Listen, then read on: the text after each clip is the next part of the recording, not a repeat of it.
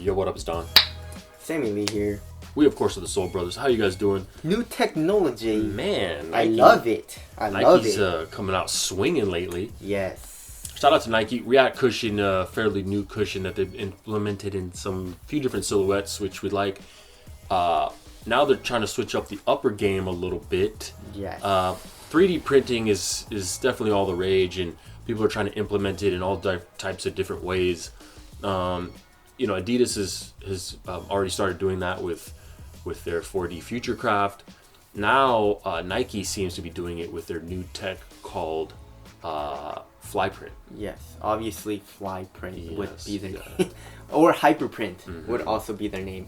They just chose Flyprint. Yeah. But anyway, so I am a little skeptical about this. I don't know why. Actually, I do know why, but so it's fake news. No, okay. So they made the 360 Flyknit, right? Which is obviously supposed to be, it's basically a fabric or a woven, which is basically woven into the shape of a foot. Yeah. Eliminating dead space in the foot. So you can make it a better one-to-one fit with the athlete, right? Yeah. That just came out, and now they're introducing 3D printed materials, which is laid flat. Yeah. So I mean, which one's better? Right? Yeah. So I want a 360-degree 3D. I feel like they can do that if they had like a little mold like of a foot, and then the 3D printer can actually put the material 3D printed on that. That would be pretty dope. But this is just obviously a first generation. I feel like I did read in some articles that they've been using this technology for a few years for sample products, or just seeing how the shoe would perform, I feel like.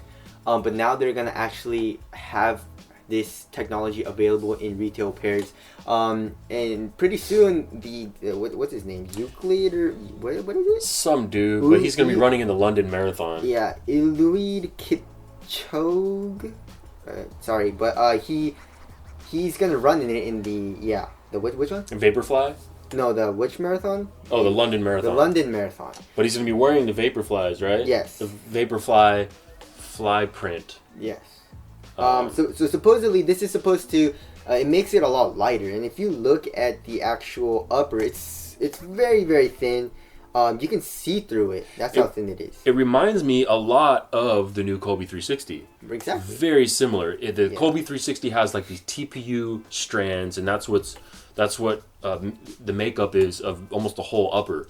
Very plasticky, very thin, very screen-like, a lot of ventilation, very, very, very light. Yes. That's exactly what this seems to be, except the only difference is it was produced by a 3D printing robot. Exactly. Right? But it's not printed like we were just talking about earlier as a 3D model. It's flat. It's flat. Printed on a 2D plane, So but it is 3D printed, but it's on a 2D plane. Yeah. Which is very confusing, And also it says that this Flyprint upper is also it begins by capturing athlete data, and that data was then computed to affirm the ideal composition of the material. So they're gonna know which spots of the shoe or the material they need to make tighter, so that there's more support and stuff like that, and other parts they can make more breathable. And obviously it's probably going to be on more of the lateral side if you're going to play ball. Running, I'm not so sure, but it also is 16 times quicker than in any previous manufacturing method. Right. So it's a lot faster. I don't know about the cost though. It's probably going to be a little bit more expensive to produce the materials.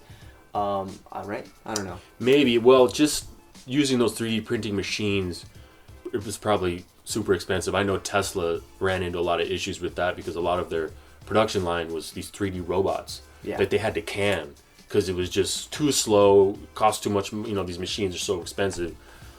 So yeah, that's interesting. Exactly. But just like in this specific shoe that's going to come out, I think it's first, the Vaporfly.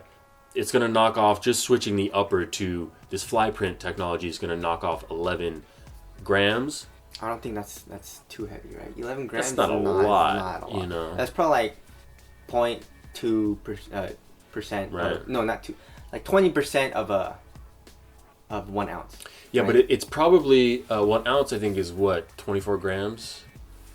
Really? In an ounce, yeah, something Really? like that. No, I don't think so. Did we not go to school, dog? Why did Dude, they even no, it's teach because us we this use shit? the imperial system, and then Ain't nobody trying to remember how many because grams. Americans are stupid, and we use we use inches and completely insane. Anyway, grams are yeah, but what the hell are we talking about? Weight. Okay, yeah, so it's gonna knock off like some weight, but I think at the same time it's probably gonna add a little bit of strength. Yeah, I mean it's basically made of TPU filament. Yeah.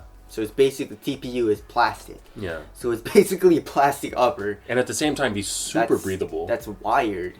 So I don't know if that's gonna be a very good material. Like I'm very skeptical. It's not gonna feel super nice. I don't think it is. You know, it's probably gonna feel very plasticky and cheap. And I don't know, to be honest, like the Kobe 360 also does feel plasticky. Yeah. And I mean, it feels nice, but it still feels a little like cheap. You know, not like as premium maybe as the Jordan 32 or maybe like a nice woven. Yeah. But of course, if it is just as supportive and way more lightweight and way more breathable, yeah, then I don't really mind the cheap feeling as much. You know what I'm saying? So and also it also says here, which is really cool.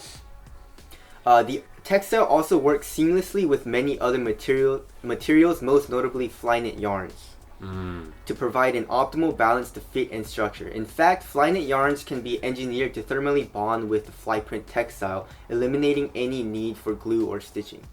So it's obviously going to make the shoe lighter because you're not using any more stitching or any more glue. So they can thermally bond. The plastic will probably, the TPU will probably melt into the the knit or Flyknit or whatever, and they'll fuse it. So what is the benefit of Flyprint then?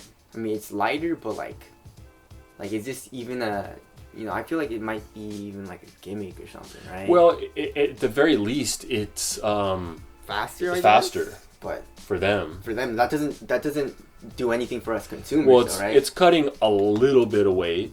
Okay. Maybe at one point in time, it'll actually be cheaper. Maybe for them to produce, but they're still gonna jack up the prices because it's Nike. Because they still make the shoes for like $20. So. You know what I'm saying? So I mean, it's gonna be cheaper for them, but they're still gonna make it more expensive for us. I feel like. The only thing that I feel like is really dope is them saying they can fuse the technology of Flyprint and Flyknit together, which I feel like is a cool kind of little design. Making Flyknit and Flyprint, but. I mean, there's already TPU coated Flyknit. So, I mean, right? It's just not 3D printed, and you can't 3D print yarn or textile. So I don't. Right. So I feel like this Flyprint technology is like kind of. It's very confusing. It's very confusing for sure. I don't see a lot of benefit to it. Mm-hmm. Other than just on Nike's end, for the consumer, I feel like it's just a little lighter. But with what they did with the Flyknit in the 360 Kobe, it proves to me that we don't really need this technology. Nike's just trying to hype us up for something that is gonna better like their manufacturing. It's gonna make it cheaper or whatever. But you never know what can wind up where. We'll see. And just pushing the envelope, I think, is good. I'm just skeptical. But that's true. I mean, it can probably exactly. They can. Push this technology, can maybe make, right now it's not like super dope, but then maybe in like 5 years, 10 years, they can advance the technology and be super dope. Yeah. Maybe we'll have like everyone will have a 3D printer at their house and we can just 3D print shoes and stuff like that. But yeah, and you just pay Nike for to use their AI to produce in your own 3D printer a shoe. Yeah. That'd be kind of crazy. But I don't know, man. To be honest, right now, I'm not super hyped on it. I don't feel like it'll do the consumer any good, or like a very, what do you call it? Like a super. It's not gonna make a big, huge difference. You know what I'm saying? As like React compared to like Lunar, React feels a lot better in my opinion. So, is that right for you too? Yeah, and Flyknit was a big step from a normal textile. Or like synthetic. Or an EM, or especially like synthetics, or especially like a leather, like a big thick nubuck or something. Flyknit is just, especially where we're at now with it, that's a big leap. So tell us what you guys think of Flyprint. I mean, you think I'm just stupid and it's gonna be dope, or just tell us what you guys think down in the comment section below on this new technology. And should also Nike develop 3D printed midsoles? I'm sure they're They were working taking on some it. shots at Adidas and Under Armour. They're like, we're not gonna do midsole like them. We're gonna do it on uppers. So, Yeah. but, I know they are. They're doing all of it. Think They're so? all, you know what I mean? yeah. So there it is. Thanks for tuning in. We'll catch you guys in the next one. Soul Brothers later. Peace.